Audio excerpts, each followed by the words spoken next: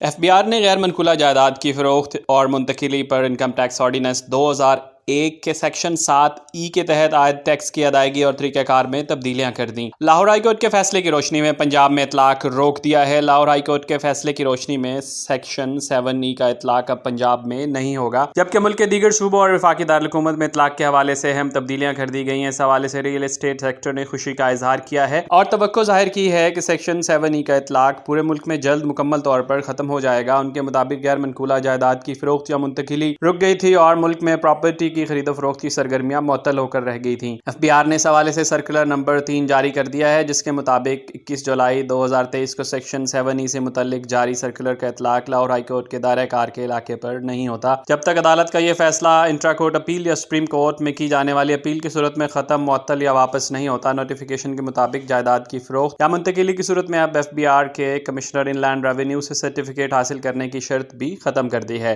تاہم منقولہ جائیداد کی فروخت یا منتقلی سے ہونے والی جو تمام ٹرانزیکشنز ہیں وہ اب زیادہ ایکٹیو ہوگی۔ اب مجاز اتھارٹی جائیداد کی خرید و فروخت کا مکمل ریکارڈ متعلقہ دستاویزات وہ رکھے گی۔ اس کو ہفتہ وار بنیادوں پر متعلقہ کمشنر ان لینڈ ریونیو کو یا ریجنل ٹیکس آفس کو بھیجا جائے گا۔ اس کا اطلاق 15 اگست 2023 سے ہو جائے گا۔ 21 جولائی کو جاری کردہ نوٹیفیکیشن میں ترمیم کرتے ہوئے اب نان ریزیڈنٹ افراد بشمول پاکستانیوں کو جائیداد کی فروخت پر سیکشن E کا اطلاق ختم کر دیا گیا اور ان کو اب استثناء دے دیا گیا ہے، جبکہ سیکشن 7E کا اطلاق اب صرف ریزیڈنٹ پاکستانیوں پر ہی ہوگا۔ اس حوالے سے نان ریزیڈنٹ افراد کو جائیداد کی فروخت یا منتقلی پر اپنے پاسپورٹ کی نقل، فارم بے، شناختی کارڈ کی نقل اور دیگر دستاویزات جمع کرانی ہوں گی۔ نان ریزیڈنٹ پاکستانی ایسے افراد ہیں جن کا پاکستان میں 183 دن سے کم قیام ہو۔ اس کا اطلاق ٹیکس سال 2022 کے لیے 1 جولائی 2021 سے 30 جون 2022 اور 2023 کے لیے 1 جولائی 2022 سے 30 جون 2023 تک کے لیے ہوگا۔ اس کے بعد آنے والے مالی سال پر بھی نان ریزیڈنٹ افراد پر سیکشن E کا اطلاق نہیں ہوگا۔ سیکشن 7E کا اطلاق پاکستان آرمڈ فورسز سے تعلق رکھنے والے شہداء، ان کے لواحقین، پاکستان آرمڈ فورسز، وفاقی یا صوبائی حکومت کی سروس کے دوران وفات پا جانے والے افراد پر بھی نہیں ہوگا۔ وفاقی اور صوبائی حکومت اور آرمڈ فورسز میں ملازمت کرنے والے یا ریٹائرڈ افراد پر اس کا اطلاق ختم کر دیا گیا۔ اس کے لیے مجاز اتھارٹی کو ثبوت کی دستاویزات جمع کرانی ہوں گی۔ سرکاری الاٹ شدہ جائیداد کی فروخت یا منتقلی پر اس کا اطلاق بھی نہیں ہوگا۔ پہلے سال خریدی